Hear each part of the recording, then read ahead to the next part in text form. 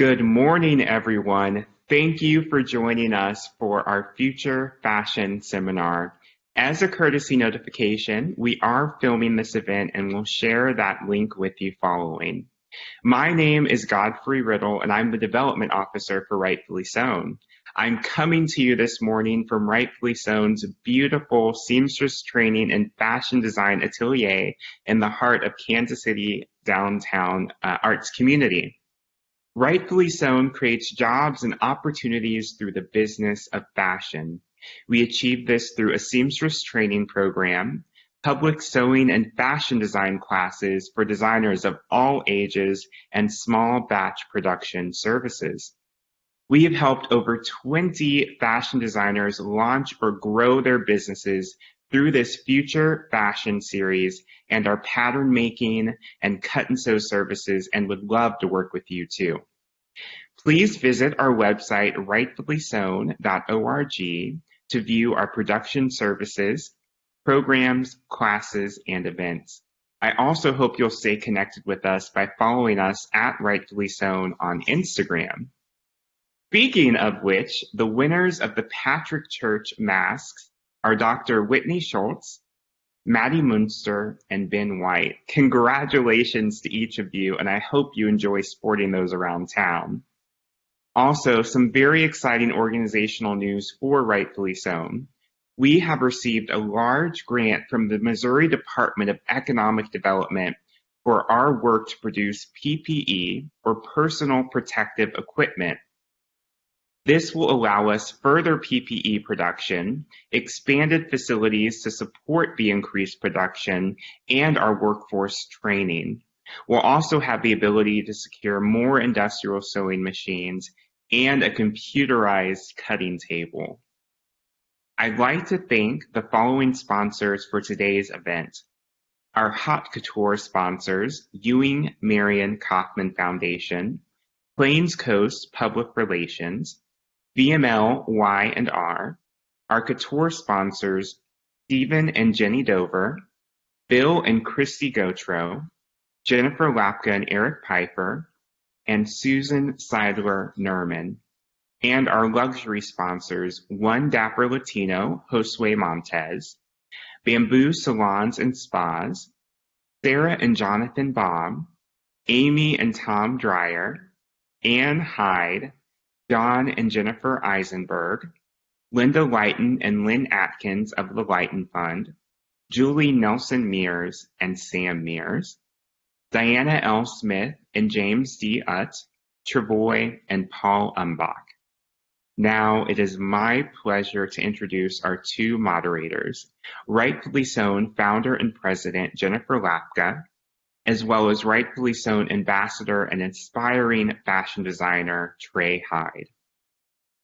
Jennifer is a nonprofit specialist, garment district historian, and champion of Kansas City's art and fashion community. Her career has included stops in Northeast England, London, Kansas City, including the Baltic, Victoria and Albert Museum, and H&R Block Foundations, respectively.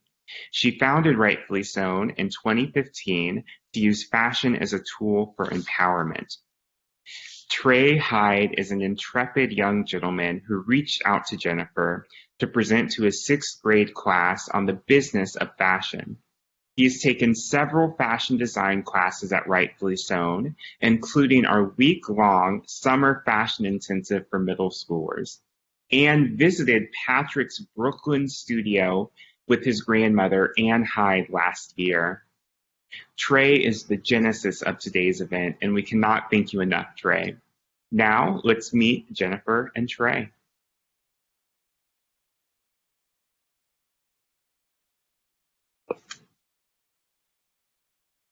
Thank you so much, Godfrey, and thank you to the rest of the Rightfully Sewn team, Amanda, Sarah, Lisa, Sandra, Nina, and Dawn. We are so proud of this Future Fashion series, which has so far featured the likes of Dr. Lauren Downing-Peters of Columbia College, Katie Warner-Johnson of Carbon 38, Jeremy Scott of Jeremy Scott and Moschino, and now Patrick Church. Thank you to everyone at home who's joining us for this exciting day. And Trey, this day would not be possible without you. You are an amazing young man, and I thank you for making this happen. I can't believe today is here. We've been talking about it for so long. So first of all, let's start by telling me who you're wearing. I'm wearing Patrick Church. I'm wearing the Gemini print button-up from his Spring-Summer 2020 collection. And what are you wearing?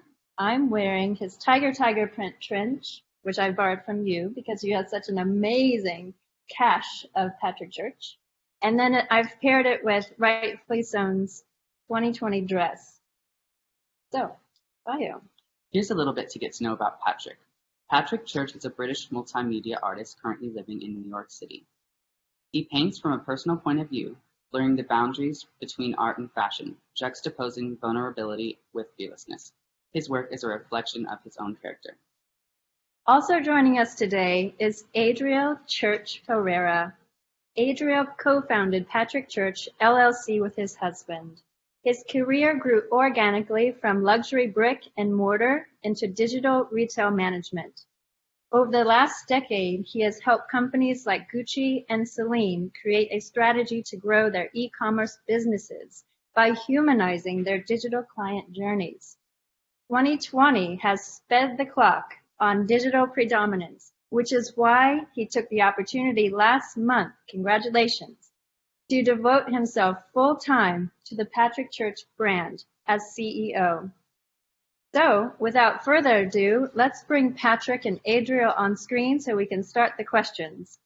Hi, guys. Thank you so much for having us, and we're really excited to be here. Thank you so much for being part of this. We're really excited to talk to you a little bit more about the brand and my work. Wonderful. Thank you so much. Patrick, I'll start with you. Sure. I studied in Newcastle upon Tyne, England, and lived in Maida Vale, London. I absolutely love the British way of life, your high teas, your accents, your pastoral countrysides, being able to channel to the continent whenever you want. Tell us about where you grew up and how it has shaped you. I grew up in a small village in the middle of the English countryside. It was very, I guess, picturesque, and it was so different to New York. But I always felt different and very sort of leading my own path. I was very encouraged growing up to be myself and explore my creativity. My parents both quite creative people, and they always let me be myself, which I think was really important. I did go to quite a conservative private school, and I was definitely a bit of a rebel. I always have been. I've always sort of marched to the beat of my own drum, and known that I wanted to do something creative. It was just, I guess, finding the it sort of took its own path, and it took its own path to lead me to where I am now. Patrick, what is a pivotal memory you can recall where you realized you love to make art? And can you tell us a bit about your art making process now? Sure. So when I was really young, I wanted to be a fashion designer. I did 2 fashion shows for charity with things made out of bin bags, and I would make my own clothes when I was about 12. I remember putting on these fashion shows, and I would do them in my local village hall, and I think it was a really remarkable thing to do it. Well, not remarkable, but it was pretty brave for me to do in like such a sort of small conservative village. But so I wanted to be a fashion designer, and then when I ended up in high school, I was about 15, and I kind of grew out of the fashion thing. I used to read Vogue a lot when I was little and make things on like a tailor's dummy. And then I got this really amazing art teacher in high school who introduced me to some prolific painters and artists that I still now to this day hold so close to me, like Francis Bacon, Stella Vine. And she started sort of teaching me how to paint with oils, and from then on, I think it was just such a love affair with the process of painting, and how I could sort of create an image out of nothing and really get lost in the medium. I found it so exciting. So I think that sort of from 15 to when I finished school at 18, I think that was a real journey of discovery for me. And it was really sort of exciting and fresh. And then I think now my process now is slightly different because it's a lot more scheduled. Like when I have to paint now, I make sure I block out a couple of days a week to do that, and I have to really focus on what I'm doing. I definitely paint in groups now, so I'll work on sort of 5 or 6 things at one time. I'm learning that I like to like theme my work quite a lot. So I get very distracted and kind of bored quite easily, so I think it's good for me to work on a few things. Friends at home, don't forget there's a Q&A that will start around 9:15 a.m. Western, 11:15 a.m. Central, and 12:15 p.m. Eastern, so be sure to leave your questions in the chat feature you'll find on the right hand of your screen. Patrick, I believe fashion is art. Your pieces prove that. You create art and sublimate it onto fabric that is cut and sewn into garments. How did that start happening, and what is the process like?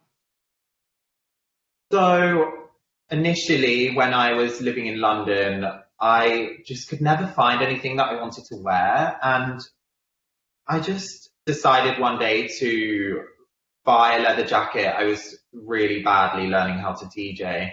I was really badly DJing with my friend at this one night, and I decided to sort of paint this leather jacket and wear it.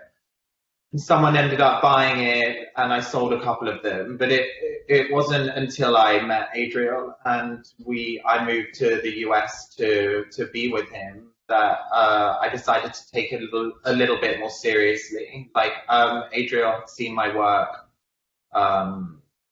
on Instagram, and we connected via Instagram. And when I ended up here to be with him, I wasn't really sure of what to do or what direction to go in. I was kind of struggling with the art thing in England. I didn't really feel like anything was happening for me, and I could see a lot of the people around me that were creatives like slowing down and finding a normal job, I guess. So we just decided to we decided to make a really small collection of clothes. I couldn't work for quite a long time while I was waiting for my work permit.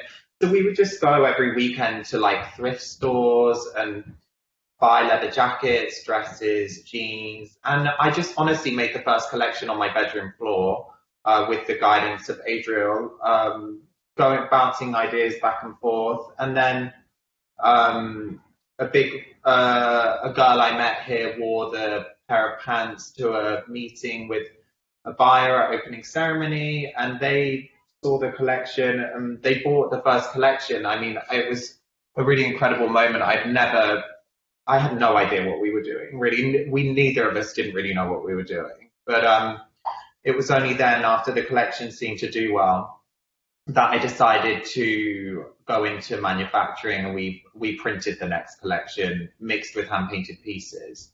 So, and then from then on, it's just sort of been an organic journey, just like discovery and learning for both of us.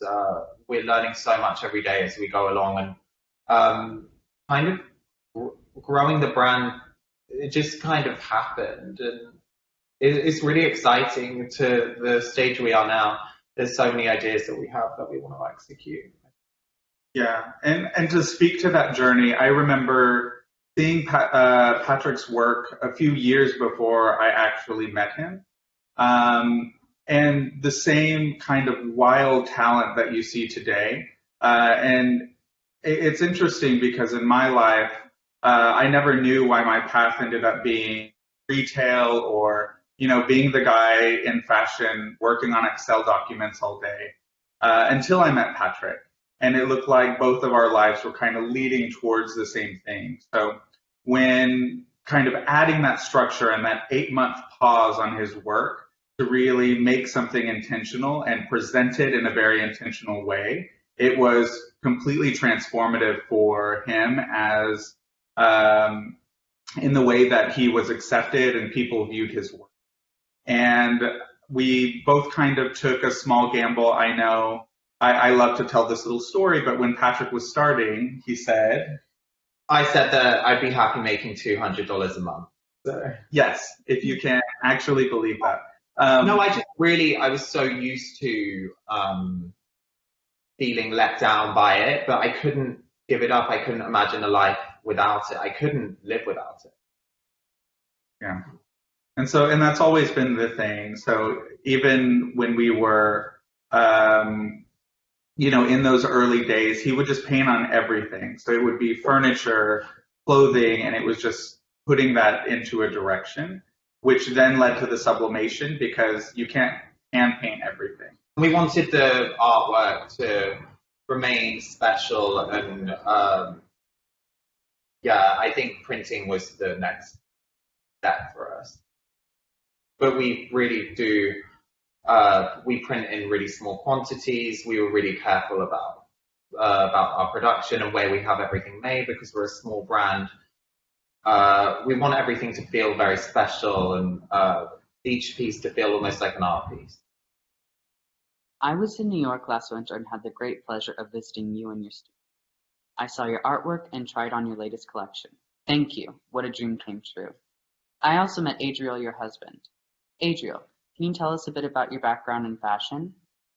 Yes. So to talk about, I wanted to be a singer and kind of found myself in this journey to, as I was transitioning out of one dream into another, just really looking how can I build something for myself. I learned that I could be good at other things, and that thing happened to be retail management, figuring out how to connect brands and people, which is very interesting. It's not something that I ever would have saw for myself, but it's something that I absolutely am so thankful for now, because now I have the opportunity to work for, the person that I really love and support him with, years of really hustling to, make something for myself in an industry that can be quite hard. And kind of within that journey, it's interesting because my experiences with fashion aren't the same experiences Patrick has with fashion. So looking at the type of company and being able to create an idea of what it should be. So whether it's having a really empathetic approach to the way you manufacture, the way that who you include into your brand, the way that you can create community, the way that you can make something luxurious but accessible. These are all pillars that I truthfully believe in that I haven't been able to execute or explain in a way to other companies that they can leverage and embrace towards the future. So, yeah, that's really been my experience and what's led me to here. Thank you so much, ADRIEL. I am so inspired by your love for each other and your working relationship. There's really a beautiful interview of the two of you by Cools online where you talked about meeting each other. You share your clothes. We know who likes to wake up and who likes to sleep in. ADRIEL. Work relationships, as you said, are so important and can be hard in an industry that has such a fast pace. Factory deadlines and more So how do you make a conscious effort to maintain not only your work relationship, but your romantic one? I'll let Patrick answer this one. I think one thing that we really love to do is to go for dinner together, because I think it's so hard because everything is so intertwined, and I'm not going to sit here and say that it's, I don't know. Yeah, every conversation kind of leads back into the brand, who we'd love to shoot, new ideas for patterns. Yeah. But I think it's something, I feel like it's something a lot of people don't have, and I think it's our thing that we love to do together, and we've grown it together. So yeah. I think ultimately, does it get hard? Absolutely. Are we very passionate people who are extremely stubborn? Yeah. Absolutely. I think we do know. I think subconsciously we both do know, like, when we need to take a second, and then we like to go for walks together. We like to go shopping, or we like to just really actually not do that much in our spare time. You know what I mean? Yeah. I think it's important because we're on so much. I think our rest time is really important to us. Yeah, and I think for me, it's always recognizing, I believe in Patrick's dream. I think so much more than Patrick even does. And I understand that I can guide someone's dream, but I can't live that dream for him. And it's been such a huge pleasure because I get to now live and step inside of something I never thought I would have the opportunity to do. By helping him achieve his goals. And so we're living in this state of having the same dream. I think, though, by you doing, by this happening, that it's enabling you to have your goals and your dreams met too. Like, we're both seeing, I'm seeing that it's so much bigger than before. It felt like it was so personal, but I feel like it's so much bigger than me. It's like so much about other people. As it should be. Speaking of waking up, what inspires you to get up in the morning and keeps your passion going?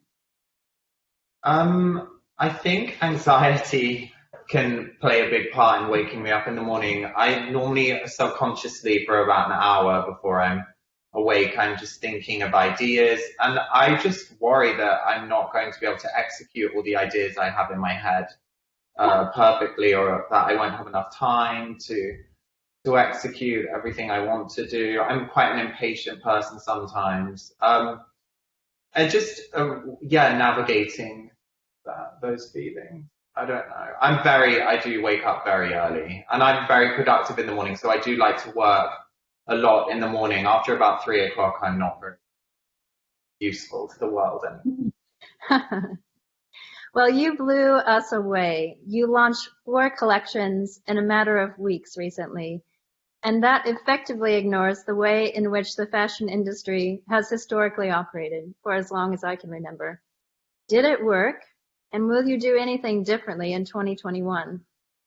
I'll let ADRIEL answer. Yeah, so it was something, again, we can be so much more playful and intentional because when Patrick creates, he creates from kind of a selfish point of view. He always says that he's creating garments for himself and the people that really connect with that. And when looking at the demographics of our clients, we recognize that they are young, that they are really into fashion, and their attention spans may not be all that long lasting. Fast fashion is a very huge force, and asking someone to remember what happened on a runway 6 months ago so they can buy something today is just hard. And the mechanics of that can just be so difficult to get through, especially for young designers. And so being able to kind of keep a secret, hold on to all of those designs and launch them at the exact same time that it was available, to me made perfect sense. Was it a risk? Absolutely. But I feel like we really hit onto something that I'm so excited to grow. The good thing about what we're doing is we're not tied to any wholesaler. We're direct to consumer. So we're kind of allowed to create our own path creatively, and we're able to sort of execute. We're not tied to anyone's. Exactly. And I think that builds anticipation. So imagine a world where we can do drops at any time. And these drops in the future don't have to be clothing. They could be furniture. They could be inflatables. They could be absolutely anything. I think it just felt a little bit tired, the old method of doing things. For us, I just think I get frustrated when I can't get something. 6 months is quite a long time to wait for something. I don't know. Yeah. But it was a lot of work doing the collection in 4 stages, but I really loved the narrative. So each drop had a completely different theme and narrative. And I just think it felt like theatre and a little bit like performance art. And I think for me, as an artist, I guess, as well as a designer, that really appealed to me. And I think it was really exciting to be able to tell a different story with each collection. Everything felt so different, but it all interlinked so well, I think. Patrick, what inspired your most recent collections, and do you have a favorite? If so, why? So, difficult one. I'm very nostalgic when I design, so and it was also very personal. I always like to think about what I would like to wear, and I like to people watch a lot and see what other people are wearing, and sort of put my perspective on it. I think my favorite drop we did would have been the Greatest Love collection. Adriel and me, it took us a while to figure out the imagery for the campaign. We wanted it felt very personal. The print is actually like all about my love for Adriel and our love together, and I think it felt quite contemporary. It didn't feel gimmicky, which I think some of the work can feel kind of. It felt a little bit more sort of pared down, but it still felt so bold and strong. So I really did love that collection. But to be honest, I can't choose a favorite because I just think they're all unique in their own way, and I think together they fit together so well. Yeah. I think how I always see it these are different versions that I see of Patrick. So there's the really kind of earnest, serious person. There is the very flamboyant person who can walk into a party and make friends.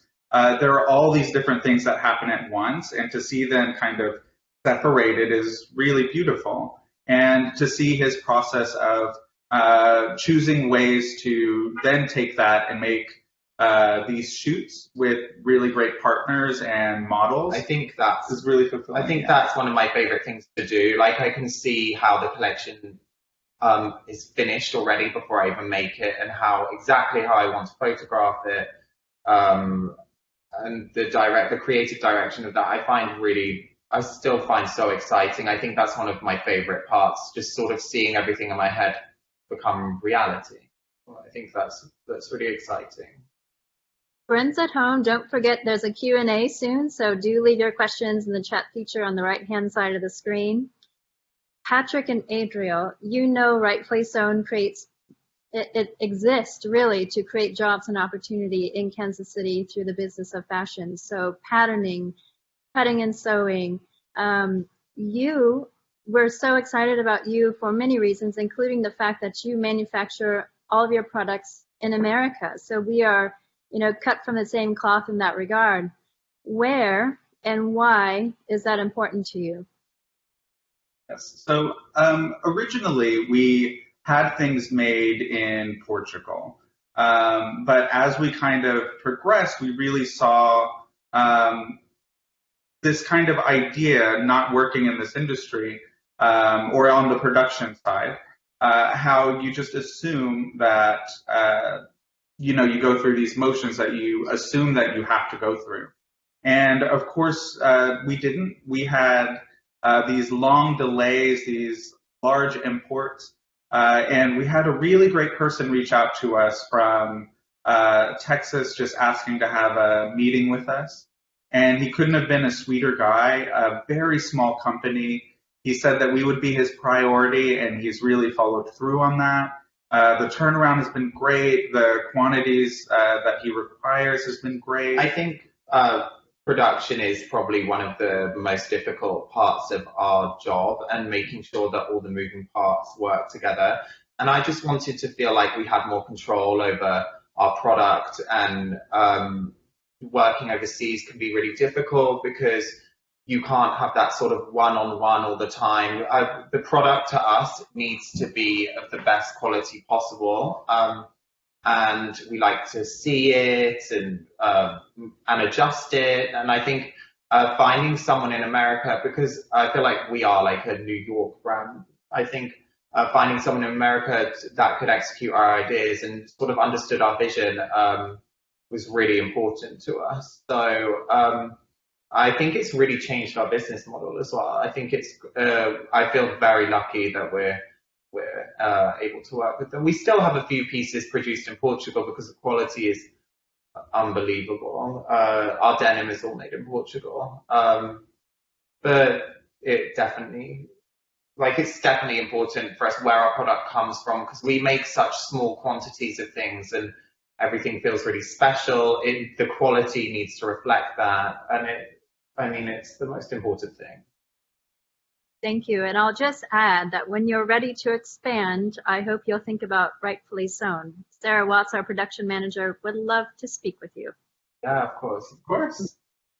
I found out about you in 2018. I've seen you grow so much as a person, a brand, and a business owner.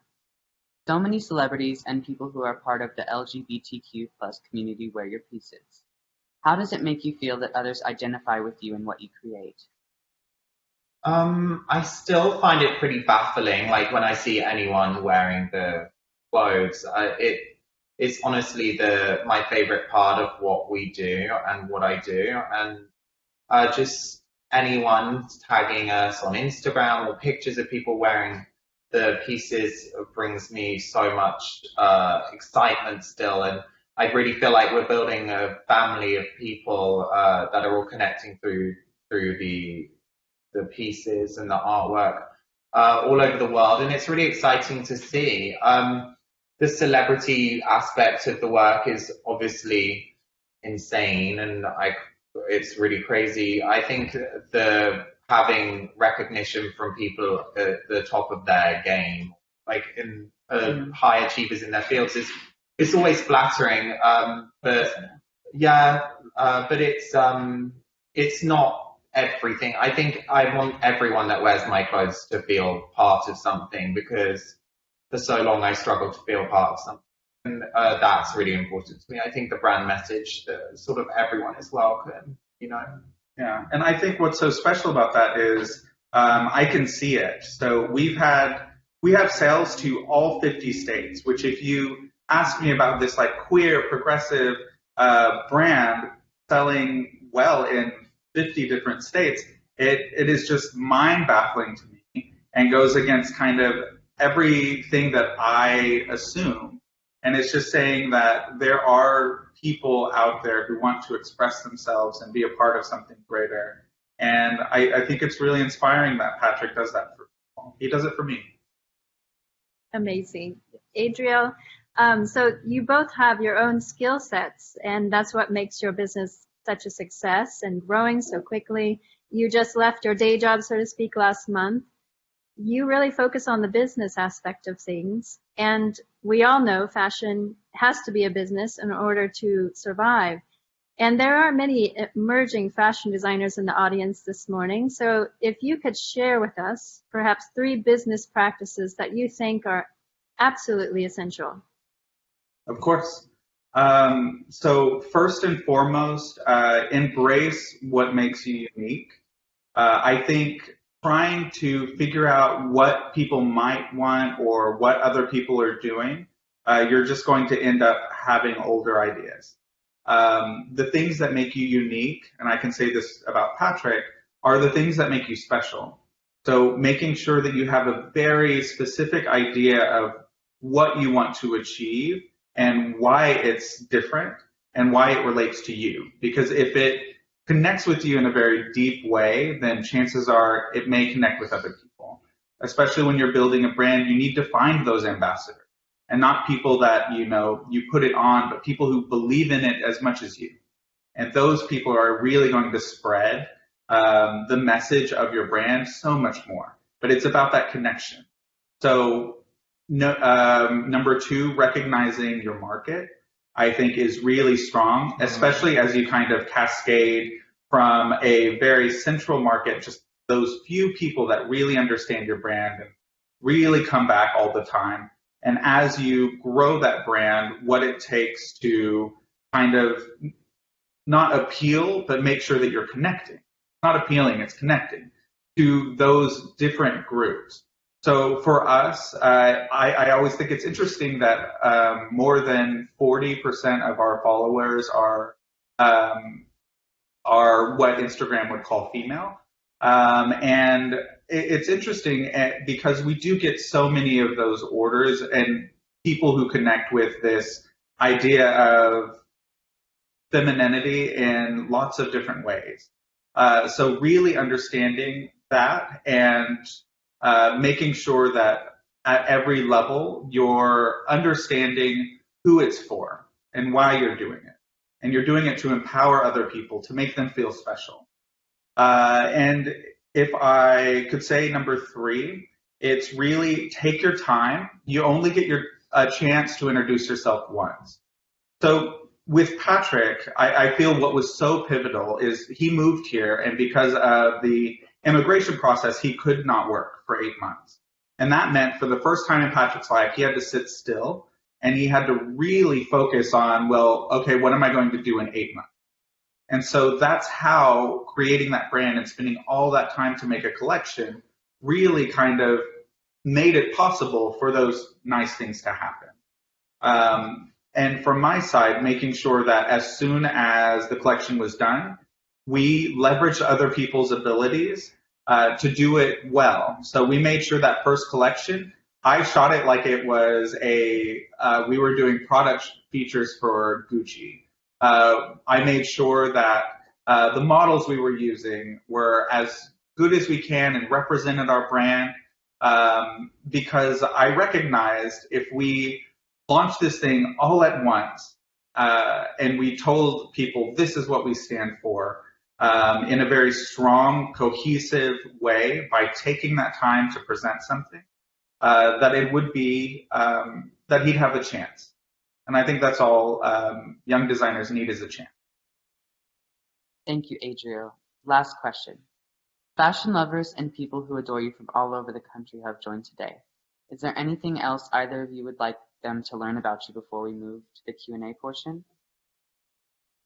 I think people can just think that these things just happen, and I just want people like struggling with their creativity or feeling a bit lost to know that it took years for me to have any sort of, I guess, what is success nowadays, but success with my work. It was a real journey and a real struggle. It was just something I never ever gave up on fully, and I think I just couldn't imagine not doing it. And I've been in so many dead-end jobs and really struggling trying to make it happen. And I think just to really not give up on your dream and to keep like fighting for it, for your creativity, I think it's pretty important. I think that what the world needs artwork. The world needs creative people to make it less boring. And I mean, I think for me, I would leave people with never stop learning. For me, I didn't go to college. And I didn't either. Yeah. I did 3 times, but dropped out. So really making sure that you are active in your own life, that the goals that you want to achieve, if you have questions about marketing, go do everything you can to figure out what marketing means and who you can leverage, who you might know, figure out how to network. There are so many ways to build your skill set, that doesn't mean that you ever need to be stagnant. There are so many different ways to learn, and I only recognize now, looking back, that the drive to continue to really push myself is what has been really pivotal in my life, and I want to be so much more intentional in the future to just keep learning. So beautiful. I think more than ever, we need connectivity and people to be intentional, the connections, more love. So now it's time for our friends at home to take over and ask the questions. So we will actually start with Amanda. She asks, do you ship directly from the factory, or do you have a backstock at your home?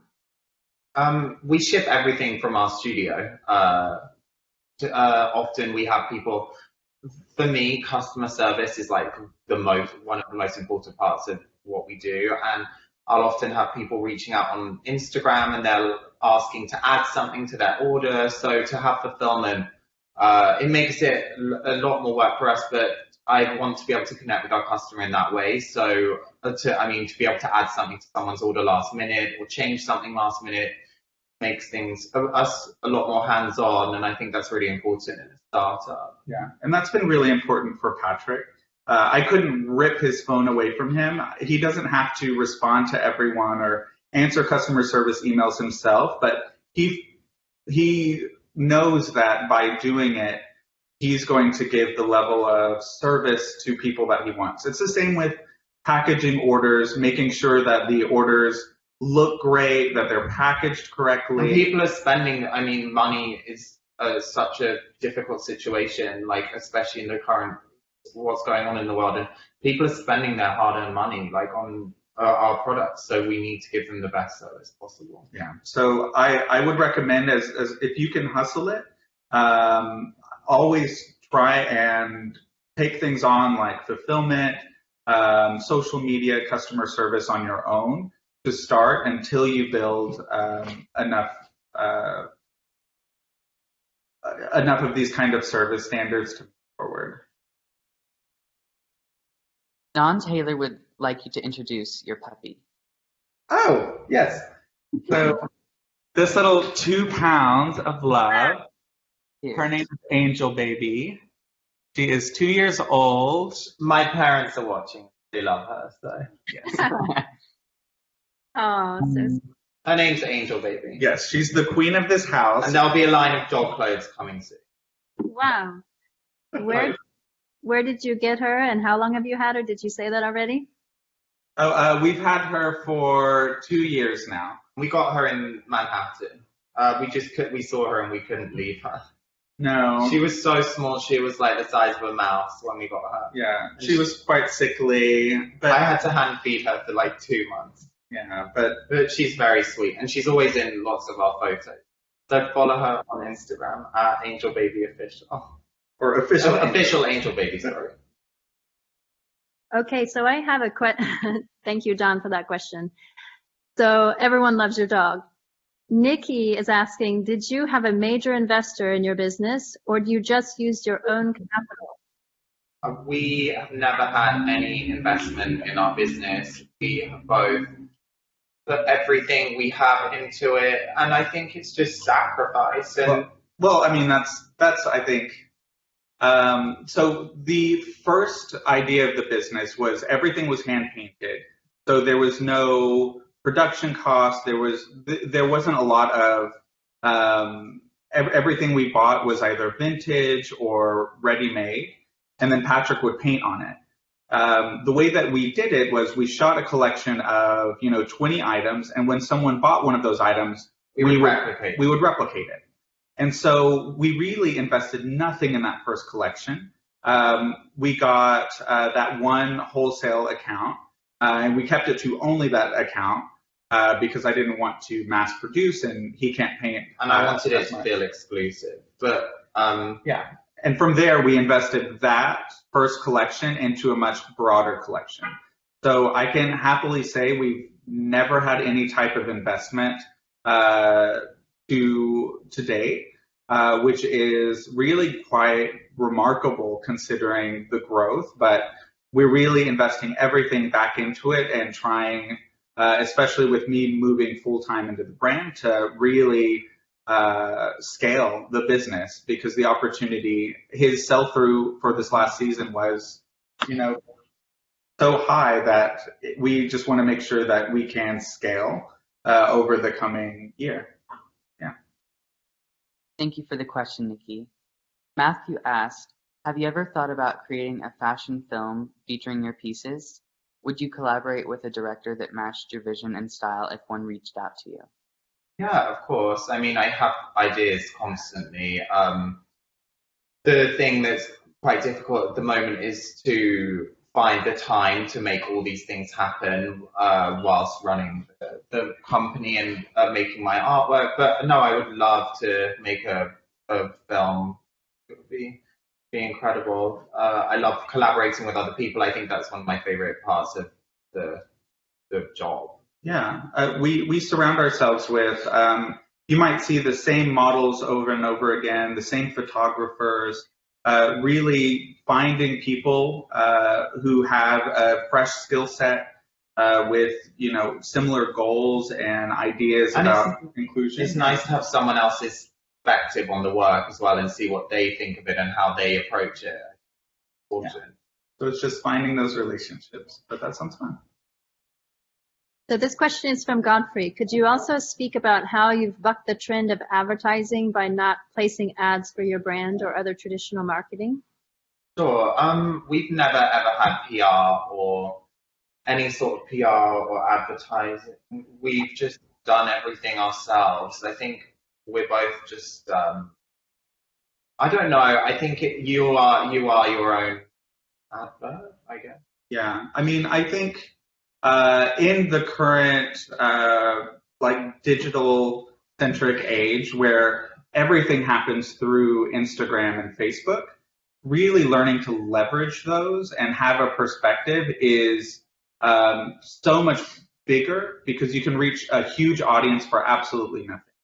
And so one of our biggest features is Patrick not only is the creative, but he just happens to be this gorgeous person who can be really like the own face of the brand, and not just the brand, but kind of someone that people can look at and say, hey, I followed him forever. He's really doing great. Those are my favorite comments, are when people are really bought into his success. No, I think it's I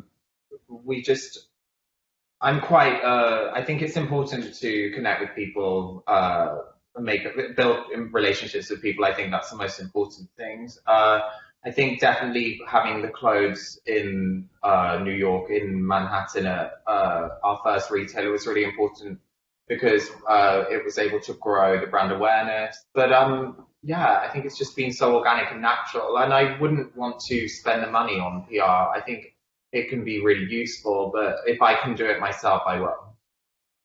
Yeah. I mean, yeah. Last night during the sponsor event, you mentioned you and your mother are very alike, Patrick. She's a creative like you, a ceramicist. What else do you guys share in common?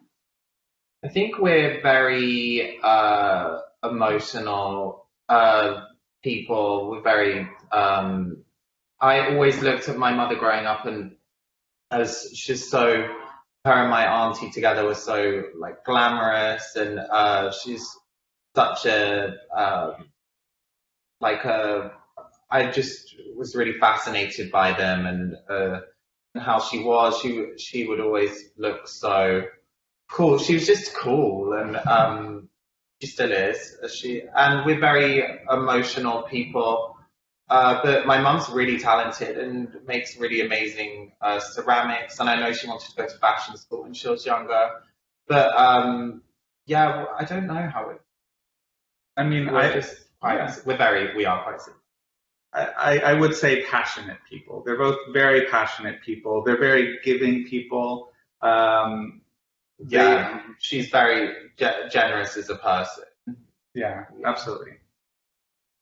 Well, we would like to know, how do you do your patterning and prototyping when you're getting ready to do a new collection, especially given the pandemic and your factory in Texas or your factory in Portugal? How do you make that happen? So we don't really try to do anything that's too crazy because a lot of the time the prints on the clothes are enough. So I want to keep the silhouette very simple. I'm not trying to be Comme des Garçons. Like, I'm not trying to, I want everything we make to be the one thing I think is why we're doing, like, why people wear it a lot is because the pieces are really wearable. The shape is sort of can fit into, you can mix and match it with a lot of things in your wardrobe. We work with a really amazing pattern maker in New York who can really execute my ideas amazingly well, and as well as the people in Texas. They sort of are on the pulse with us, and they understand what we're trying to do. A lot of the times we will reference other garments that we've made before and just slightly tweak things, or I would say, like, developing a catalog is great. We have a pair of jeans that I think fit so good after seasons and seasons that is just art. The denim is quite difficult. Like, we went back and forth to Portugal maybe 5 times to get the pair of jeans for the last collection the perfect fit. But it does take time. It's just trial and error. Yeah, and I think one of the key things is with our manufacturing is we've always had manufacturing that can also help us with the actual specs and the samples, which not only does that mean that they need to create really great samples, but we then understand the quality for production. So working really key, not necessarily with the pattern maker for most things, but directly with the factory has been really, really great for us, and good on any factory or place that can offer both. Yeah. You just have to have a really strong idea of what you want to do, and I think. Last question from Tom Paolini. You've both spoken of various business and task-oriented work it takes to run a fashion brand. Can you share with young designers what percentage of time is spent on creative and design versus business, marketing and development, and shipping and administrative tasks?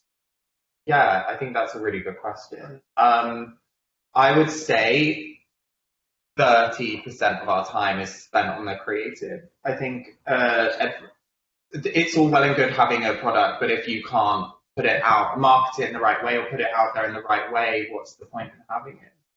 I do have to schedule the creative time in and be really strict about it, because it's the heart of everything that we do, and we need new artwork and new ideas constantly. But a lot of our time is spent planning how to shoot the new products, answering emails, fulfillment.